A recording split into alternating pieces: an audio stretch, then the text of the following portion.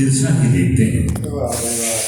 कहते हैं कि जिंदगी की आपाधापी में कहीं ऐसा ना हो जाए कि आपका पेट आपसे आगे निकल जाए। क्या बात है। एक जमाना था जब हम मोबाइल में तरह तरह के रिंगटोन लगाया करते थे। एक जमाना था जब हम मोबाइल में तरह तरह के रिंगटोन लगाया करते थे। आज मोबाइल साइलेंट मोड से हटता ही नहीं है। क्या बात है। बहुत बहुत धन्यवाद। आदमी को भी साइलेंट किए दे रहा है। सही बात परमानेंट तो साइलेंट हुआ जा रहा। बगल में लेटी होती है, आदमी मोबाइल से कहता है बगल में रोटी कहते जाता है सो जाओ, कहते तुम सो जाओ हमें भी देखनी रील देखनी। ये था रील पूरी कहानी रील पर डिपेंड पिक्चर है पूरा नाम मानवता पे रील को क्या दिए थे। निकल पा रहे हैं, सोच रहे हैं आगे बच्चों कैसे क्या है सही बात है। कैसे रील की बीमारी में आप क्या कहेंगे आज बताइए।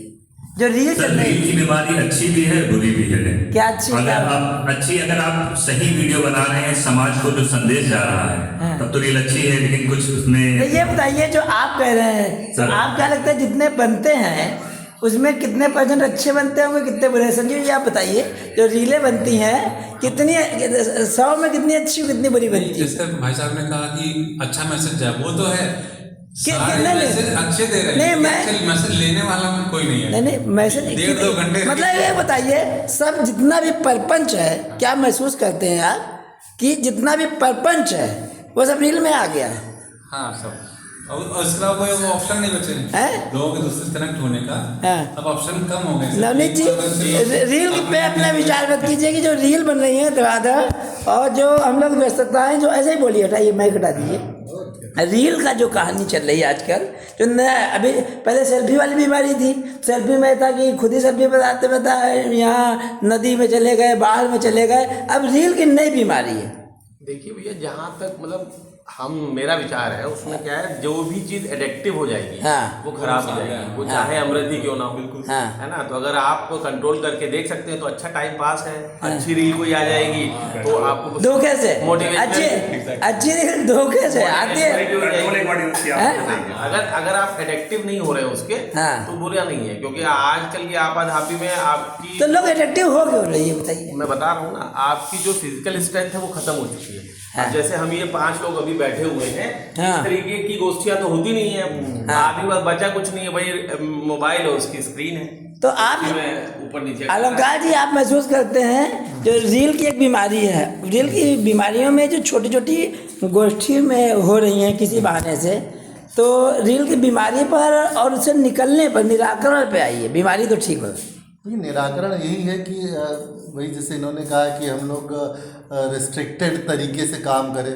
कुछ अच्छी बीमारी जैसे कुछ डॉक्टर्स लोग अच्छी जागरूकता फैलाते हैं कि आप कैसा अच्छा खाना खाइए, कैसे दिनचर्या करिए। कुछ अच्छे ऐसे हैं हमारे जो धार्मिक चैनल ऐसे हैं, कुछ अच्छी चीज़ें बताते हैं कि हमारी दिनचर्या कैसी हो। तो कुछ आप उनको भी, ये नहीं कि आप उनको आप सुबह शाम तक उनको ही देखे ले रहे। आप एक समय निर्धारित कर लीजिए कि मुझे दिन भर में 1 घंटे या आधे घंटे से ज़्यादा इस पर समय नहीं देना है। वो चाहे अच्छी चीज़ हो चाहे बुरी चीज़ हो, तो आपको मुझसे मनोरंजन भी कर लेना है, उससे अच्छी ज्ञान भी ले लेना है। लेकिन जहाँ आपने इसको अपने ऊपर लाद लिया या वो आप उस पर हावी हुई, उसको अपने ऊपर हावी मत होने दीजिए। तो ये इसलिए होता है। बाकी कईयों का तो रोजी रोटी रील से चल रही है, तो समस्या ये आ गई कि रोजी रोटी पे लात पड़ जाएगी अगर बहुत ज़्यादा आप उससे करें। अब देखिए कि नए, हालांकि समस्या ये आ रही कि ये रोजी रोटी परमानेंट नहीं है। ये हमारे युवाओं को जो नवयुवक नवयुवतियाँ हैं उनको समझना चाहिए कि अगर वो किसी रील बना करके वायरल हो जाते हैं, भले ही उससे पैसा मिल जाता है, तो वो लॉन्ग टर्म में नहीं चलेगी। उससे आपकी रोजी रोटी बहुत समय तक नहीं चलेगी, क्योंकि एक समय के बाद फिर आपको नई रील डाल और ये एक दलदल में आप फंसते चले जाएंगे और मिलेगा कुछ नहीं। सामाजिक संदेश सामाजिक संदेश यही कि आप डिग्निटी को बनाइए। लड़कियां देखेगी, अच्छे घरों की लड़कियां रेलवे स्टेशन पे, बाजार, मॉल में मटक करेंगी। तो हमारे यहाँ नारी को अगर सम्मान की दृष्टि से देखा गया तो इसलिए थोड़ी देखा गया कि वो कूल्हे मटकाती हुई हर आप चौराहे पे मिल जाती है। अगर सम्मान दिया जा रहा है तो आपको भी सम्मान के लायक बनना पड़ेगा, अपना आचरण रखना पड़ेगा। सम्मान के आचरण आप रखेंगे नहीं और फिर वो कहते नहीं हमारे कि यार यत् नारीस्तु न मनते तत् देवता, तो वो तभी हो पाएगा जब आप बनिए ना उसके लायक। अच्छा रील में वल्गैरिटी भी बहुत आ रही है। उसी पे तो मैं बात ही कर रहा हूँ कि वल्गैरिटी ही है। कहते कि ये मैंने चुटकुला सुना था कि हम लोग भाग्यशाली हैं कि ये सब हम लोग को ऐसे ही हर चौराहे और गली और बाजार में देखने मिल जाता है। तो पुराने ज़माने में रियासतें बिक जाती हैं तो अब बताइए कि आप जो चीज़ किसी समय में मुजरा कहा जाता था, अच्छे घरों की लड़कियाँ वो सरे बाजार कर रही हैं। तो ये सोचना चाहिए कि हम इसको अपनी जो डिग्निटी है उसको बना के रखें, मेंटेन करें। रील बनाइए तो कुछ अच्छे मुद्दे बनाइए, समाज को अच्छा संदेश दीजिए। और देखिए भी, मुझे लगता है आप अच्छी रील को ही जब देखेंगे तो प्रोत्साहन मिल जाए, वो अपने आप डिस्करेज हो जाएंगे। ये एक वीडियो डालेंगे यार उसमें व्यूज नहीं आ रहा, लेकिन समस्या है कि आदमी पसंद उसी को करता है। लेकिन रील में पिक करने का ऑप्शन कहाँ है? वो तो आप स्क्रॉल कर रहे हैं, जो दिखाना चाह रहा है मोबाइल आपका वो आप देख रहे हैं। नहीं तो आप अगर उसको स्क्रॉल करके उसको रुकिए ना, उसको स्क्रॉल कर धीरे धीरे उसका जो एल्गोरिदम है वो समझ जाए कि ये जो है उसको पसंद नहीं कर रहा, आप टिक जाते हैं। वो अब टिक जाते समझ जाते कि हाँ अब ये इसी को टिक गया, इसको यही इसकी खुराक है। उसी तरीके के कई एक देते होंगे, उसी तरीके के वो ढेर सारे, वो मतलब उसकी आर्टिफिशियल इंटेलिजेंस परख लेता है कि क्या है, तो आप फिर वही मिलेगा। साथियों, यहाँ एक वो कहते हैं जहाँ 4 यार मिल जाए वहीं रात हो गुल जाए। तो रात नहीं, सुबह का समय है, रात वाली गुल जाए। सुबह में कुछ दोस्त यार हैं हमारे, नरेंद्र जी हैं, ये डिफेंस के में जॉब करते हैं, शौक के लिए स्वस्थ चिंतन में क्या कहते हैं पार्टिसिपेट करते हैं, बहुत बड़े सिंगर हैं इंडिया के।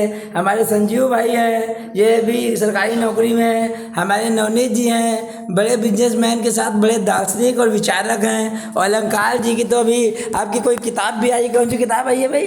इनकी किताब के लिए जो डालता है, कौन सी किताब बताइए? देखिए मेरी 8वीं किताब आई है, 8वीं किताब, इसका नाम है घातक कथाएं। घातक कथाएं, मतलब पहले जब आप पढ़ेंगे तब पता चलेगा। अच्छा, तो ये अमेजन और फ्लिपकार्ट पे है। कहाँ पर किताब आपकी अवेलेबल है? ये अमेजन पे, फ्लिपकार्ट पे है। घातक कथाएं, घातक कथाएं आप सर्च करिए और मिल जाएगा।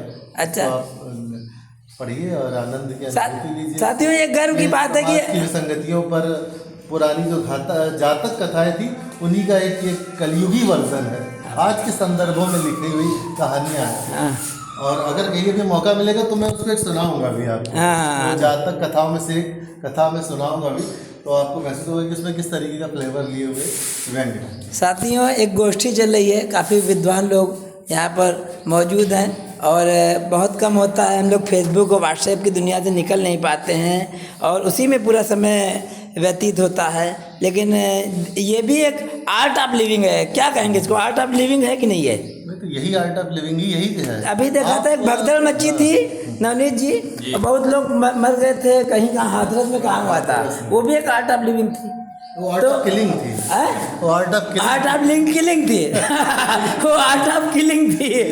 नवनीत जी, उस आर्ट ऑफ लिविंग को इस आर्ट ऑफ लिविंग में क्या बेसिकली अंतर है? इसमें भगदड़ नहीं हो रही कोई, इसमें भगदड़ नहीं हो रही, लेकिन पब्लिक भी कहाँ है? इसमें पब्लिक का 4 चूतिया टाइप के लोग आए हुए हैं यहाँ, लेकिन यहाँ लोग, वहाँ भीड़ भी खूब जाती है। यहाँ कौन आता है बताइए मिलाने पर? जो आते हैं लगातार होंगे तो भीड़ भी बढ़ेगी, गोष्ठी लगातार होगी तो भीड़ भी बढ़ेगी। साथियों देखिए, मतलब वहाँ तो यहाँ जो बुद्धिजीवी आदमी जो है अकेले ही, नरेंद्र जी वो जो देख रहे हैं महात्माओं के यहाँ, आसाराम बापू के यहाँ, जो मेरे एक भक्त भाग के गए हो आसाराम बापू के कट्टर भक्त है अभी राजेंद्र जी, समझ रहे हैं? तो ऐसे लोग जो है, ऐसे लोगों को ये शुद्ध जो चर्चा परिचर्चा रास नहीं आती है। लेकिन यहाँ ये इस प्रयास को क्या कहेंगे? बहुत ही शानदार प्रयास है। संजीव जी, ये जो प्रयास है कि कुछ लोग मिलकर इस तरीके से चर्चा करें गाने का और संगीत का, नियमित होना चाहिए आपस में मिलना जुलना, ये कम से कम मोबाइल से बिना छूटे।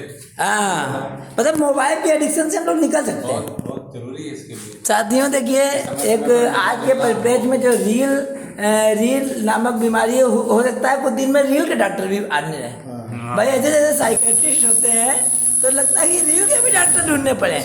कि उनसे कहा जाए कि अगर नई पैथी भी चालू हो जाए, मेडिकल कॉलेज में डिपार्टमेंट खुल जाए, क्या कहते हैं, मेडिकल कॉलेज में डिपार्टमेंट खुलना खुल जाए इसको कि अपने बच्चे को रील से कैसे छुड़ाए। इस विषय पर हम लोग चर्चा पहले हुई है और उसका वीडियो भी हम लोग पढ़ा हुआ है। नहीं आज क्या कहेंगे, अगर रील का भी डॉक्टर होने लगेगा हाँ, उसी तरह स्पेशलिस्ट हो जाएंगे कि आप कि मेरा रील नहीं रहा, अच्छा उसके लिए अलग ये कोर्स क्या हम लोग डिजाइन कर सकते हैं? रीलोथेरेपिस्ट क्या होगा? रीलोथेरेपिस्ट